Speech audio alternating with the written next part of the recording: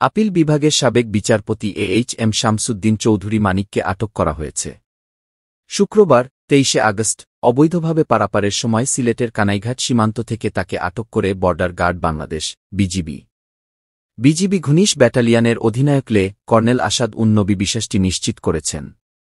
তিনি জানান, কানাইঘাট উপজেলার ডোনা সীমান্ত এলাকায় রাত ৯টার দিকে এক ব্যক্তি অবৈধভাবে ভারতে পাড়ি দেওয়ার চেষ্টা করে। সে সময় টহলরত বিজিবি সদস্যরা তাকে আটক করে। পরে জিজ্ঞাসাবাদে জানা যায়, তিনি সাবেক বিচারপতি শামসুদ্দিন মানিক। এর আগে বৃহস্পতিবার ২২ আগস্ট বিএনপির প্রতিষ্ঠাতা জিয়াউর রহমানের পরিবার নিয়ে বিরূপ মন্তব্যের অভিযোগে বিচারপতি এএইচ.এম. শামসুদ্দিন চৌধুরী মানিক, সাবেক সংসদ সদস্য ও জাসদ সভাপতি হাসানুল হক ইনু এবং বাংলাদেশের ওয়ার্কার্স পার্টির সভাপতি ও সাবেক মন্ত্রী রাশেদ খান মেননের বিরুদ্ধে মামলা দায়ের করা হয়।